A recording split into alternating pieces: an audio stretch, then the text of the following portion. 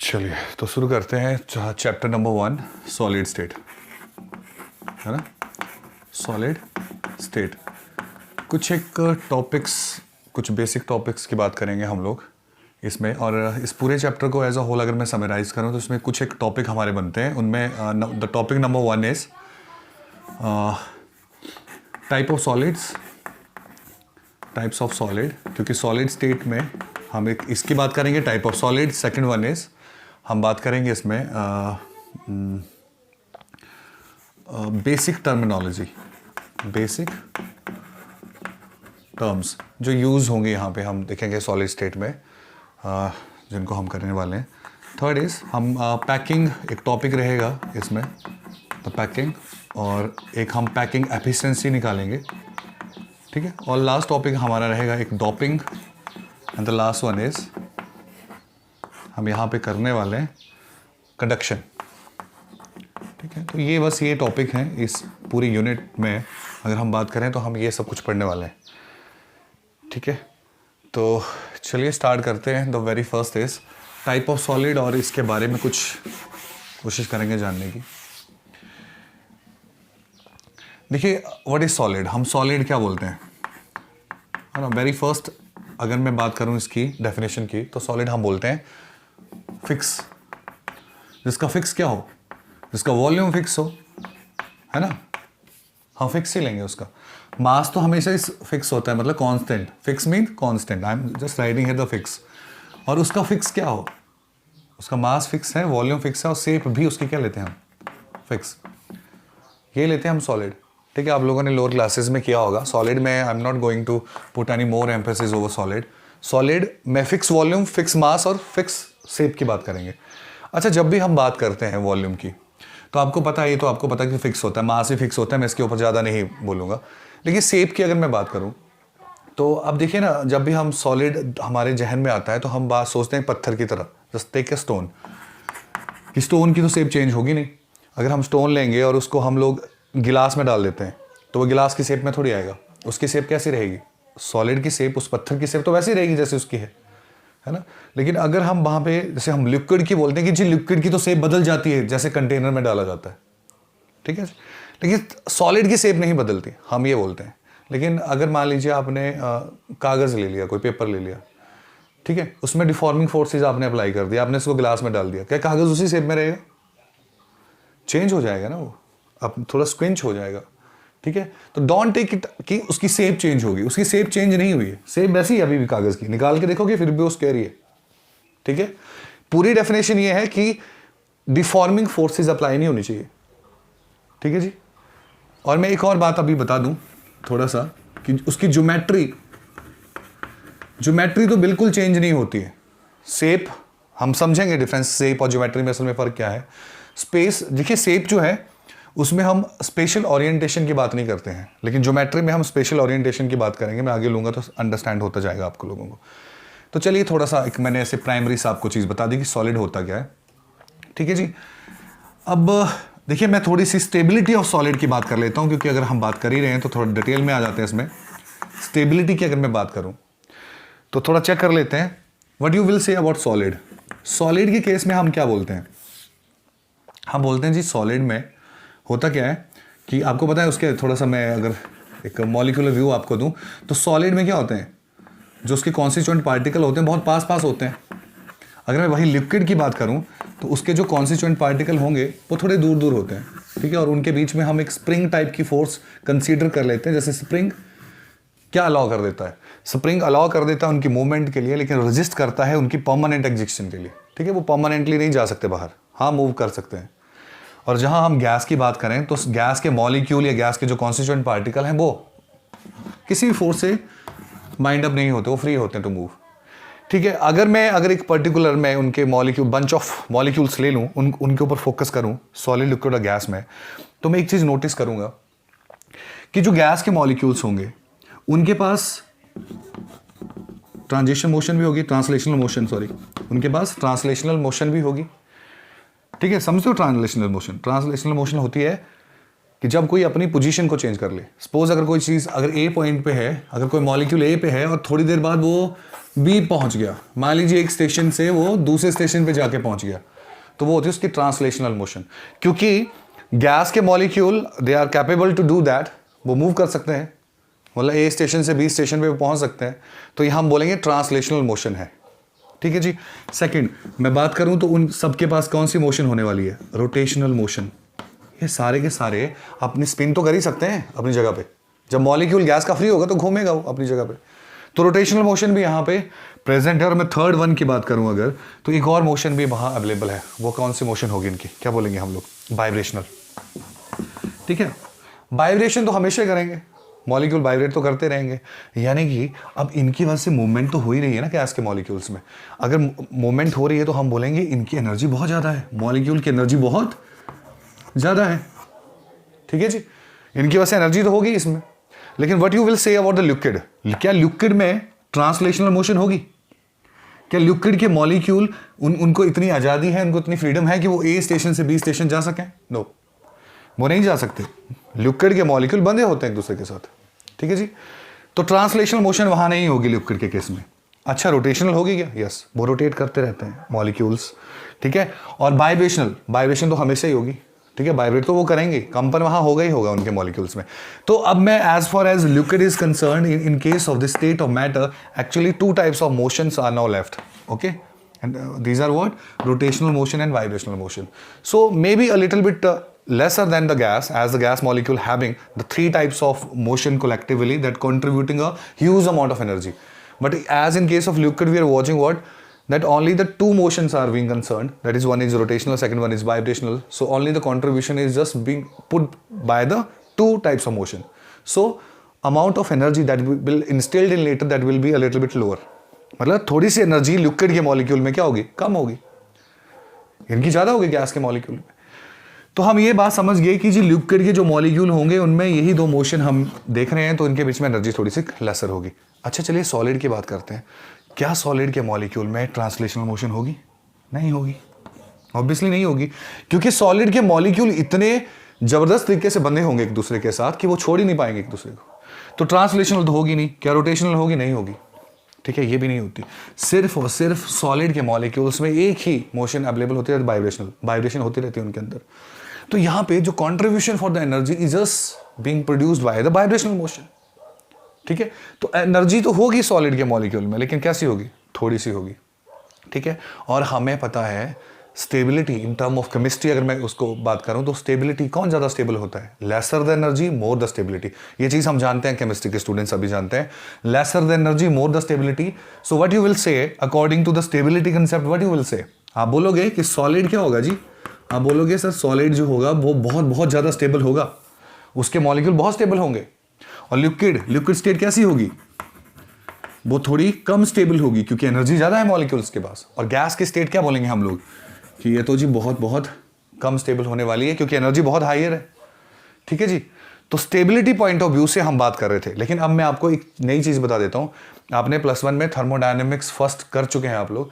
Thermodynamics 1 में आप लोगों ने पढ़ा है कि ऐसा नहीं होता कि सॉलिड ही स्टेबल है। हम देखते हैं कि गैस भी स्टेबल है ड्यू टू एंट्रोपी। आपने वहाँ पे एक नई टर्म पढ़ी, एंट्रोपी। ठीक है, एंट्रोपी फैक्टर। सो मैं करूँगा डिस्कस, जब थोड़ी बहुत इलेक्ट्रोकेमिस्ट्री की हम बात करेंगे तो उसमें भी थोड़ी बहुत हम उसकी सेंस को असेंस करेंगे। लेकिन अभी के लिए इतना मान लीजिए, मैं आपको बता देता हूँ कि स्टेबिलिटी भी असल में दो तरह की होती है। One is thermal stability. ठीक है, इस चीज़ को याद रख लीजिए, आपकी बुक में नहीं लिखा हुआ है ये mention. One is thermal stability, और एक होती है बच्चों काइनेटिक स्टेबिलिटी। काइनेटिक स्टेबिलिटी, दोनों में बहुत बड़ा फ़र्क है, इसीलिए हम अक्सर कन्फ्यूजन में रहते हैं। देखिए, थर्मल स्टेबिलिटी की जहां बात की जाए, वहां हम टेम्परेचर से उसको जोड़ते हैं। जैसे name is suggesting you the way of treating it, thermal means something related to the temperature. Thermal stability अगर कोई बोले तो आप बोलोगे lesser the energy more the stability. लेकिन अगर काइनेटिक स्टेबिलिटी की कोई बात करे तो आप बोलोगे, आप तब एनर्जी के पॉइंट ऑफ व्यू से नहीं सोचोगे। काइनेटिक स्टेबिलिटी के लिए हम सोचते हैं फ्रीडम। ठीक है जी, हम सोचते हैं एंट्रोपी। हम क्या सोचते हैं? Entropy factor. More the entropy more the freedom, more is the stability. अगर मैं बात करूं एंट्रोपी फैक्टर की, तो एंट्रोपी किस में ज़्यादा होती है? आप लोगों ने पढ़ा होगा थर्मोडायनेमिक्स में कि गैस में एंट्रोपी बहुत ज़्यादा होती है। एंट्रोपी मीन्स फ्रीडम, ठीक है। गैस के मॉलिक्यूल घूम सकते हैं जहां दिल किया उनका, तो फ्रीडम बहुत ज़्यादा गैस के मॉलिक्यूल के पास। Means gases molecule they are kinetically more stable but thermally less stable, isn't it? As far as solid is concerned, thermally it is more stable, but kinetically it is less stable. Why it is less stable? Because molecules, they are not being allowed to just go anywhere, because translational motion is totally prohibited. Okay, that is totally restricted in case of solid. So if there is no translational motion, obviously there would be no entropy factor more anymore. Maybe a little bit residual entropy, concept आपने पढ़ी होगी residual entropy thermodynamics में, तो वो तो रहती है सब में, लेकिन अगर मैं एक एज अ होल एंट्रोपी की बात करूं तो उसमें नहीं है। एंट्रोपी जब भी सुनो तो एक चीज दिमाग में डाल लो, फ्रीडम। इसके मॉलिक्यूल के पास फ्रीडम नहीं है, गैस के मॉलिक्यूल के पास फ्रीडम है। तो सिर्फ स्टेबिलिटी को मेजर करने का सिर्फ एक ही तरीका नहीं होता स्टूडेंट कि आप सिर्फ उसको थर्मल स्टेबिलिटी से ही देखो, ठीक है। लेकिन हाँ, जहां तक हम केमिस्ट्री के पॉइंट ऑफ व्यू उसके प्रोस्पेक्टस की बात करें तो हम थर्मल स्टेबिलिटी को ही यहां पे ट्रीट करते हैं। फिजिक्स में हम ज़्यादातर काइनेटिक स्टेबिलिटी को फोकस करते हैं, ठीक है जी। तो अगर मैं थर्मली स्टेबल बोलूं तो कौन स्टेबल है? याद रख लीजिएगा, थर्मली स्टेबल है सॉलिड, क्योंकि बहुत कम एनर्जी है इनके मॉलिक्यूल के पास। फिर लिक्विड और then lastly it is gas. But as far as kinetic stability is concern, the gases molecule they are more free to move, so obviously it is more kinetically stable than this, right. तो order is totally reverse of it. So okay, it was just a basic terminology that I am just going to coin here. तो इसको थोड़ा सा देखिएगा, आपके काम की है। अगर कोई भी चीज़ अगर आप तसल्ली से एक बार उसको देख लोगे फिर वो नहीं भूलेगी। चलिए, तो सॉलिड की थोड़ी सी हम उसकी इंट्रोडक्टरी पार्ट कर रहे थे। अब मैं आगे आता हूँ, कुछ basic terminology in case of solid state. Basic देखिए स्टूडेंट, मैं आपको एक चीज़ बताना चाहता हूँ। वन इज इसकी बेसिक टर्मिनोलॉजी में आज हम करेंगे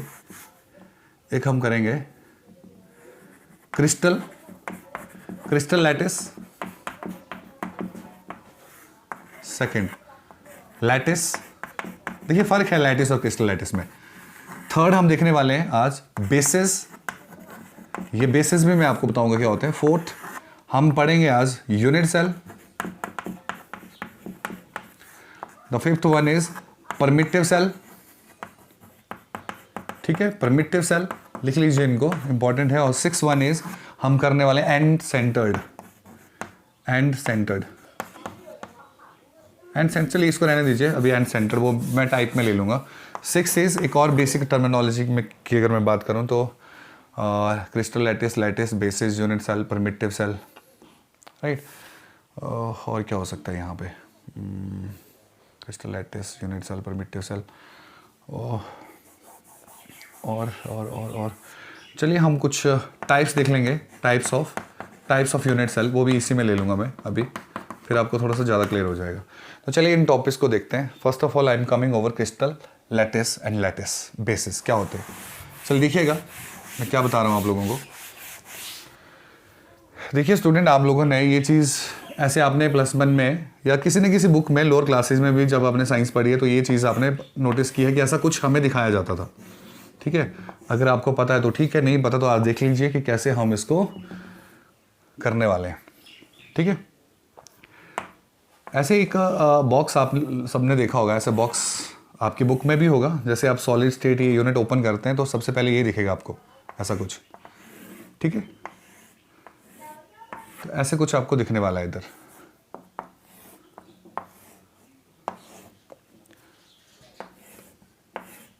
ठीक है जी। देखिए अगर मैं इसकी बात करूं, ये चीज़ जो आपको दिख रही है, थोड़ा ध्यान से देखिएगा आपको क्या दिख रहा है यहाँ पे।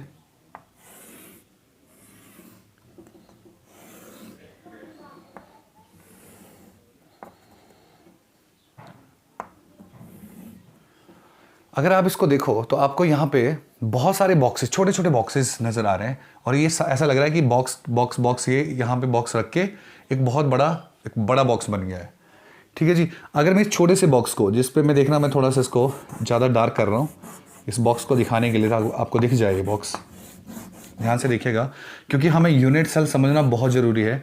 और कॉम्पिटिटिव एग्जाम की मैं बात कर रहा हूँ, यूनिट सेल के ऊपर नीट में, जे मेंस में, एडवांस में यहाँ से बहुत सारे क्वेश्चन पूछे जाते हैं यूनिट सेल के ऊपर। जिसको यूनिट सेल क्लियर नहीं है वो नहीं कर सकता, और मैं गारंटी बोलता हूँ कि बहुत सारे लोगों को यूनिट सेल समझ ही नहीं आया आज तक। देखिए, हमें ये पढ़ाया जाता है कि यूनिट सेल इज क्या होता है, सबसे छोटी यूनिट जो होती है वो यूनिट सेल होता है। हमें ये बताया जाता है कि ये वाला जो छोटा सा बॉक्स है, ऐसे बहुत सारे बॉक्स रखे गए, अगर आप देखो तो एक बॉक्स जिसको मैंने 1 नंबरिंग कर दी, एक इधर आपको आगे अगला ऐसा सेम टू सेम हूबहू ऐसा बॉक्स दिख रहा है, सेकंड, थर्ड, फोर्थ, फिफ्थ, 6, 7, 8, इस तरह 8 बॉक्सेस रखे गए हैं। और ये बड़ा बॉक्स नजर आ रहा है जो सबसे स्मॉलेस्ट बॉक्स है, जिसको मैंने डार्क कर लिया है, ऐसे ही सारे हैं।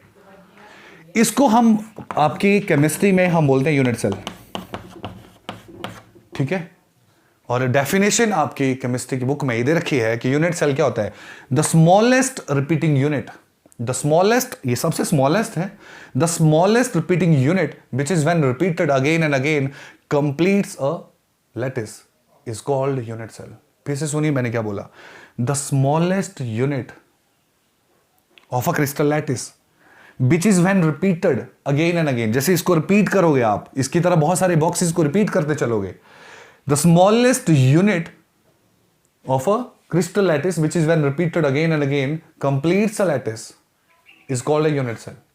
लेकिन मैं कह रहा हूं डेफिनेशन बिल्कुल सही है, लेकिन इस डेफिनेशन में आज आपको पता चलेगा कि unit cell versus primitive cell, इन दोनों के बीच में असल में डिफरेंस क्या है। सिर्फ एक ही डिफरेंस नहीं है, बहुत सारे डिफरेंस और भी है जो मैं बताऊंगा अभी आपको। देखिए, एक यूनिट सेल को हम प्रिमिटिव सेल कब कहेंगे, बिल्कुल ध्यान से सुनिएगा। अगर मान लीजिए जो एटम्स रहेंगे, जो कॉन्स्टिट्यूएंट पार्टिकल रहेंगे, अगर आपके यूनिट सेल में वो सिर्फ कॉर्नर्स पर ही रहेंगे, कहाँ पे रहेंगे, कॉर्नर्स पे, जैसे मैं अभी बना रहा हूँ, मैं इस जो डार्क किया मेरे पास जो एक क्यूबिक सा बॉक्स आपको दिख रहा है, इसके कॉर्नर्स पे मैंने एटम्स या मॉलिक्यूल या आयंस जो भी रहेंगे वो मैंने बना लिए, तब हम उसको बोलेंगे प्रिमिटिव सेल, राइट। लेकिन अगर उसके बीच में भी कोई चीज़ आ जाएगी, जैसे इस फेस में, मान लीजिए ये फेस आपको नजर आ रहा है इसका, मान लीजिए यहाँ भी कोई चीज़ है हेयर, तब ये प्रिमिटिव नहीं हो सकता, तब ये यूनिट होगा। यूनिट सेल कब प्रिमिटिव हो सकता है, जब उसके सिर्फ कॉर्नर्स पे ही एटम अवेलेबल हो। अगर उसके सेंटर में कहीं इधर उधर फेसेस पे एटम्स अगर आपको नजर आते हैं तो क्या कहेंगे आप उसको, then it is unit cell. तो थोड़ा सा डिफरेंस है, अभी और देखेंगे, देखना डिफरेंस आपको अभी समझ आने वाला है। तो यूनिट सेल और प्रिमिटिव सेल हम देख रहे थे अभी, तो डेफिनेशन आपको और थोड़ा सा डिफरेंस भी पता चल गया होगा दोनों के बीच में क्या डिफरेंस है, ठीक है बच्चों। चलिए आगे करते हैं। इसमें अगर हम अगली बात करें, देखिए एक होता है crystal lattice, crystal lattice, one is crystal lattice. Crystal lattice की अगर मैं बात करूं बच्चों, तो ये होता है मेरे पास lattice plus basis. Crystal lattice is equal to lattice plus basis, मैंने इक्वेशन से लिख दी है। देखिए लैटिस क्या होता है, अभी जो मैंने आपके सामने एक बड़ा सा बॉक्स बना के रखा था जिसमें 8 हमने छोटे छोटे क्यूब रखे थे और एक बड़ा सा लैटिस बना था, ये अभी लैटिस कहलाएगा, ठीक है। फिर से जल्दी जल्दी मैं रफली एक स्केच ड्रॉ कर देता हूँ, पूरा तो नहीं बनाऊंगा क्योंकि टाइम कंज्यूमिंग हो जाएगा। ऐसे ऐसे जो हमने अभी बनाया था थोड़ी देर पहले, अगर आप लोगों ने वो स्क्रीन नहीं देखी तो पीछे देख सकते हैं, तो ऐसे कुछ था। इसको हम कहेंगे कि अभी ये लैटिस है, now the time it is a lattice, ठीक है जी। लेकिन लैटिस पे जब एटम्स भी आ जाएंगे, अभी लैटिस खाली है, जैसे होटल होता है ना, होटल्स की तरह ये खाली है, इसमें रूम अभी बुक नहीं हुए हैं, ठीक है। अभी ये सारे रूम जो हैं वो खाली पड़े हैं जी इधर उधर, राइट। जब यहाँ पे ये सारे रूम खाली हैं, यहाँ पे कोई constituent particle is not available, then it is called a lattice. तो lattice actually is a 3D network, it is a 3 dimensional network है असल में एक तरह से, ठीक है, एक पूरा जाल है, 3 dimensional network where the constituent particle actually lying, okay, and it is just being formed by the lots of primitive cell and unit cell, right। तो अभी खाली है। अब देखिए जब इन खाली जगहों पे बेसिस भी आ जाएंगे, बेसिस मीन कॉन्स्टिट्यूएंट पार्टिकल। अच्छा आप सोच रहे होंगे ये क्या, मैंने क्या बोला ये बेसिस। देखिए बच्चों, असल में जो सॉलिड है ना आपके, इसकी मैं टाइप्स की बात भी यही कर लेता हूं साथ ही साथ, मैंने टॉपिक में बताया था, बेसिक में डिस्कस करूंगा। सॉलिड की असल में 2 कैटेगरी से हम उसकी टाइप डिस्कस करेंगे, ठीक है। 2 कैटेगरी से उसकी टाइप में डिस्कस करूंगा। 1 category is depending over the symmetry के बेस पे भी उसकी हम टाइप्स दे सकते हैं, सिमिट्री, राइट, सिमिट्री बेसिस पे भी दे सकते हैं। सेकंड भी एक और टाइप से भी हम दे सकते हैं, वो है हमारे पास constituent particles. On the basis of constituent particles you may also describe the types of solid. अगर मैं सिमिट्री की बात करूं कि सॉलिड आपका बिल्कुल स्मूथ है, अच्छा है, वेल, अभी बताऊंगा मैं थोड़ी देर में, ठीक है जी, उसमें अच्छे से पैकिंग हुई है, उसमें बहुत सिस्टमैटिकल अरेंजमेंट है, उसके अंदर जो प्लेन्स हैं वो बिल्कुल इक्वलाइज्ड पोजीशन पे बैठे हैं, तो हम उसको बोलते हैं अमॉर्फस। क्या कहते हैं उसको हम? अमॉर्फस। एक और सॉलिड भी होता है, उसका नाम पता है? क्रिस्टलाइन। क्या? Crystalline, amorphous and crystalline solid. अगर हम कॉन्स्टिट्यूएंट पार्टिकल्स के ऊपर बात करें तो ये क्या क्या हो सकते हैं? ये हमारे पास हो सकते हैं आयनिक सॉलिड। अगर आपका सॉलिड जो है वो आयन से बना है, किससे बना है? आयन से। अगर यहाँ पे जो खाली कमरे हैं, अगर इनमें आयन्स रहते हैं, जैसे यहाँ पे हो सकता है Na पॉजिटिव रह रहा हो, यहाँ क्लोराइड हो, यहाँ Na पॉजिटिव हो, राइट, अगर ऐसे हो, ये पूरा का पूरा आयन से बना हो, तो हम बोलेंगे आयनिक सॉलिड, ठीक है। तो यहां पर मैंने क्या बोला? लैटिस तो एक होटल हो गया, और बेसिस क्या हुए? Constituent particle. अगर कॉन्स्टिट्यूएंट पार्टिकल आयन्स हैं तो बेसिस क्या हुए उसके? आयन्स हुए, राइट। अगर मान लीजिए आपके पास एक और सॉलिड भी हो सकता है, उसको हम बोलते हैं मॉलिक्यूलर सॉलिड। क्या कहते हैं उसको हम? Molecular solid. एक और टाइप है इसकी। मॉलिक्यूलर सॉलिड मीन जब यहाँ पे क्या होंगे? मॉलिक्यूल्स प्रेजेंट होंगे, जैसे H2O, आइस एक मॉलिक्यूलर सॉलिड है, ठीक है जी। अगर इन लैटिसेस पे मॉलिक्यूल्स बैठे होंगे तो बेसिस आपके क्या होंगे? मॉलिक्यूल्स होंगे, ठीक है। तो क्रिस्टल लैटिस किसका होगा? वो मॉलिक्यूलर क्रिस्टल लैटिस होगा, राइट। इसी तरह आपके पास थर्ड टाइप भी हो सकती है सॉलिड की, और वो कौन सी टाइप है आपके पास? कौन सी? कोवलेंट सॉलिड, ठीक है, कोवलेंट सॉलिड। कोवलेंट सॉलिड जो होते हैं स्टूडेंट, एक मैं चीज बता दूं, अभी हम डिस्कस करेंगे इसको, और मेल्टिंग पॉइंट, बॉइलिंग पॉइंट की भी हमने बात की थी। कोवलेंट जो सॉलिड होते हैं वो सारे के सारे एटम से बने होते हैं, राइट। सो एटॉमिक सॉलिड बोल लूं तब भी कोई दो राय नहीं है, इसको एटॉमिक सॉलिड भी बोला जा सकता है, ठीक है। जैसे कार्बन से हम डायमंड की बात करते हैं तो वो कैसा है? कोवलेंट सॉलिड है, ठीक है जी। ये पर है ये एग्जिस्टिंग बहुत रेयर। तो फोर्थ वन अगर मैं बात करूं तो मेटालिक सॉलिड भी होते हैं हमारे पास। क्या होते हैं? Metallic solid. अगर जो कॉन्स्टिट्यूएंट पार्टिकल आपके पास हैं वो मेटल्स होंगी, जैसे कॉपर की वायर, वो भी सॉलिड है एक, ठीक है। लोहे की तार, आयरन रॉड, वो भी क्या है? एक सॉलिड है, पर वो सारी की सारी किससे बनी है? मेटल से। उसके अंदर भी अगर आप माइक्रोस्कोप से देखोगे वहां भी आपको ऐसा क्रिस्टल लैटिस दिखेंगे, ठीक है। कॉन्स्टिट्यूएंट पार्टिकल को क्या बोलते हैं हम? बेसिस, ठीक है। तो कई बार ऐसा क्वेश्चन भी पूछ लिया जाता है बेसिक में कि बताइए in case of metallic solid what are the basis. So basis term से आप कंफ्यूज मत होइएगा, बेसिस मींस कॉन्स्टिट्यूएंट पार्टिकल। तो मेटालिक सॉलिड में बेसिस क्या होंगे आपके पास? मेटल्स होंगी, ठीक है। तो ये टाइप्स ऑफ सॉलिड थी, ठीक है, और हम डिटेल में इसको डिस्कस करेंगे कि क्या क्या इसमें हम कर सकते हैं अभी।